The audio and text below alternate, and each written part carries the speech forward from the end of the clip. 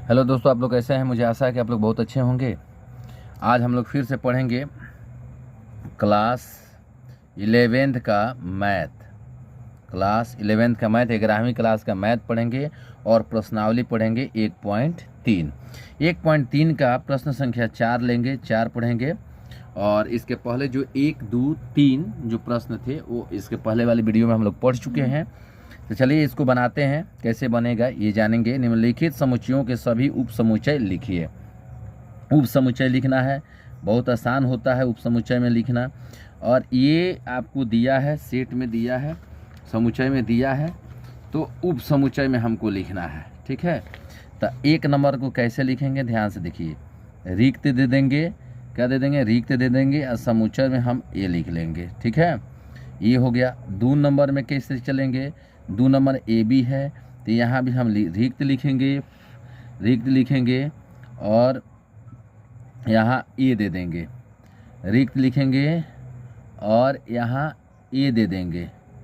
तो ए हमारा है और फिर यहाँ क्या है, तो बी है, तो बी दे देंगे।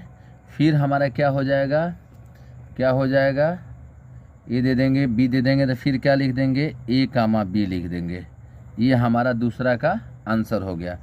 तीसरा लिखेंगे दोस्तों, तो तीसरा में क्या लिखेंगे, तीसरा में क्या लिखेंगे देख लीजिए, ये है ना। तो तीसरा में फिर यहाँ क्या लिखेंगे, रिक्त लिखेंगे। फिर कामा में क्या लिखेंगे, 1 लिखेंगे। ठीक है, फिर कामा में 2 लिखेंगे। फिर कामा में क्या लिखेंगे, 3 लिखेंगे। ठीक है, 3 लिखेंगे। उसके बाद 1, 2 लिखेंगे दोस्तों, 1, 2 लिखेंगे, 1 कामा 2 लिखेंगे। फिर क्या लिखेंगे, तो 2 कामा 3 लिखेंगे। 1 कामा 2, 2 कामा 3 और 3 के बाद फिर हमारा हो जाएगा 1, 2, 3। ये हमारा इसका सही उत्तर हो गया। और चौथा में क्या लिख देंगे, समुच्चय है तो उपसमुच्चय को कैसे लिखेंगे इसको, तो समुच्चय को क्या लिख देंगे बताइए। बहुत आसान है, इसको जैसा है वैसा ही लिख देंगे, इसका आंसर सही हो जाएगा। ठीक है, अलगे अब प्रश्न संख्या हम लोग 5 देखेंगे कि 5 कैसा है। और इस चैनल पर आप नए हैं तो चैनल को सब्सक्राइब करिए, बेल आइकन को प्रेस करिए और इस क्लास का आनंद लीजिए। ठीक है, प्रश्न है 5 नंबर प्रश्न है दोस्तों कि पी ए के कितने अवयव हैं, यदि ए बराबर रिक्त हो तो बताना है। ठीक है, तो कितने अवयव हैं ये ज़रूर देखिए कि ए क्या है। ए यहाँ हम लोग लिखते हैं हल में कि क्या है। 5 नंबर में हमको लग रहा है एक ही है, हल तो एक ही, अवयव तो एक ही होगा। तो यहाँ ए में हमारा हो जाएगा, कितना हो जाएगा, तो रिक्त हो जाएगा, खाली स्थान है, रिक्त होगा। यानी पी ए में हमारा क्या हो जाएगा, तक रिक्ते होगा, खाली स्थान न है। इस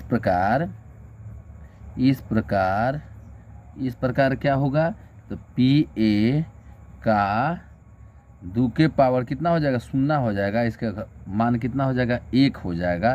तो अवयव है, यानी 1 अवयव आपका क्या हो जाएगा, आंसर हो जाएगा, 1 अवयव आंसर हो जाएगा। फिर अगला प्रश्न देखते हैं, 6 नंबर प्रश्न देखते हैं। 6 नंबर प्रश्न आसान है। 6 नंबर क्वेश्चन को हम कैसे बनाएंगे ज़रूर जानते हैं। और निम्नलिखित को अंतराल रूप में लिखना है दोस्तों। x such that x belong to r, जो -4 less than x less than equal to 6 है। फिर x belong to 2 number option 2, x belong to x such that x belong to r -12 less than x less than -10, x such that x belong to r 0 less than equal to x less than 7, x such that x belong to r 3 less than equal to x less than equal to 4। बस answer लिख देना है। Answer बहुत आसान है, उनके बीच की संख्या मतलब अंतराल लिख देना है। तो अंतराल में हमारा कितना है, यहाँ से अंतराल हमारा कितना हो जाएगा, तो पहले हमारा अंतराल 4, 6 का है, तो पहिलका में हो जाएगा हमारा यहाँ -4 और 6। ठीक है, दूसरा में हो जाएगा आपका 12 से 10 है, तो हमारा हो जाएगा -12 10, 12 से 10 है तो माइनसे में 10 है, तो ये माइनसे में लिखेंगे जो रहेगा। तीसरा में हो जाएगा दोस्तों, तीसरा में कितना है, तीसरा में 0 से 7 है, 0 का में 7 हो जाएगा। ठीक है, चौथा में दोस्तों कितना है, तो चौथा में है हमारा 3 से 4 होगा, तो यहाँ हमारा हो जाएगा 3 से 4 आंसर हो जाएगा। इसका अंतराल हो गया, कोई दिक्कत नहीं है। आगे प्रश्न हम लोग बनाते हैं 7 नंबर। ठीक है, 6 नंबर तो हम लोग पढ़ लिए, 7 नंबर बनाएंगे। ठीक है, 7 नंबर बनाएंगे। 7 दोस्तों, ये 6 नंबर जो क्वेश्चन हम लोग पढ़े हैं, ठीक है, सेम वही है ये 7 नंबर हम लोगों का। जैसे हम लोगों का अंतराल रूप में लिखना था और समुच्चय में दिया हुआ था। अब हमारा जो 7 नंबर है वो क्या किया है कि उसको समुच्चय में दिया है, अंतराल रूप में दिया है, समुच्चय में आपको लिखना है। अब जैसे आप देख रहे हैं कि इस रूप में जो हम लोग आंसर लिखे हैं सेम वैसे ही यहाँ 7 नंबर में दिया हुआ है और इस रूप में हम लोगों को लिखना है इसका आंसर। ठीक है, तो इसको चलिए बनाते हैं, देखते हैं कि कैसे हम लोग अंतराल में दिया हुआ तो समुच्चय में लिखेंगे। निम्नलिखित अंतरालों को समुच्चय निर्माण रूप में लिखना है। पहले हम आ रहा था कि समुच्चय में दिया था, अंतराल में लिखना था, तो अंतराल में लिखना था तो हम लोग लिखे और इसका आंसर हम लोग क्या लिखेंगे, इसका आंसर क्या लिखेंगे, इसका आंसर क्या लिखेंगे, इसका क्या लिखेंगे, ये देखते हैं। चलिए इसको कैसे लिखेंगे, तो इसको लिखेंगे एक सोच डैट एक्स और बिलोंग टू आर कर देंगे। क्या कर देंगे, बिलोंग टू आर कर देंगे, कामा देंगे, -3 दिख रहा है तो -3 लेंगे, लेस देन लेंगे, एक्स लेंगे और लेस देन 0 कर देंगे। ठीक है, लेस देन 0 कर देंगे। यहाँ समुच्चय का सिंबल बना लेंगे। फिर यहाँ भी लिखेंगे एक such that x belong to R. R क्या है, रियल नंबर है, वास्तविक संख्या है। अब यहाँ 6 और 12 दिया है।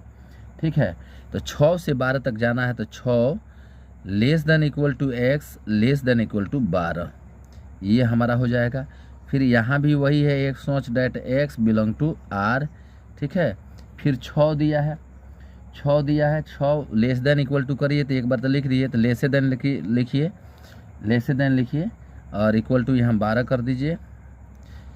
और फिर यहाँ कहता है तो फिर यहाँ भी वही लिखेंगे, कोई परिवर्तन नहीं दोस्तों, कोई परिवर्तन नहीं। एक such that x belong to R और -23 तो -23, -23 तो -23, less than equal to x और यहाँ हो जाएगा लेस देन 5। अब ये आपका हो गया आंसर। ठीक है, क्या हुआ, आंसर हो गया इसका।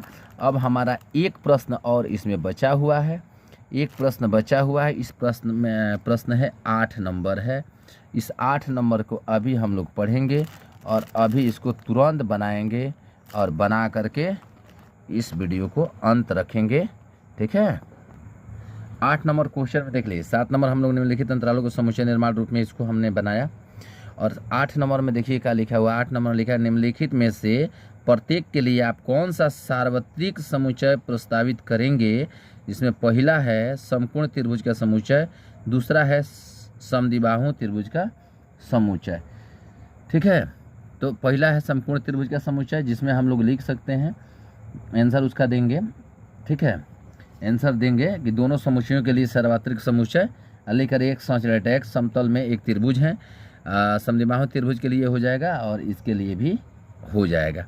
ठीक है, तो आगे आंसर जो लिखते हैं, अब उसको आंसर को आप जरूर देखिए, आंसर को देखिए। आंसर में लिखते हैं दोनों समुच्चयों के लिए, दोनों मतलब 1 और 2। ठीक है, दोनों समुच्चयों के लिए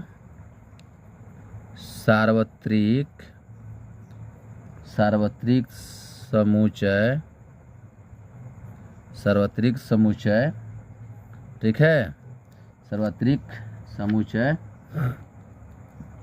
यहाँ लिखते हैं एक सोच डैट एक्स कामा समतल में एक त्रिभुज है, समतल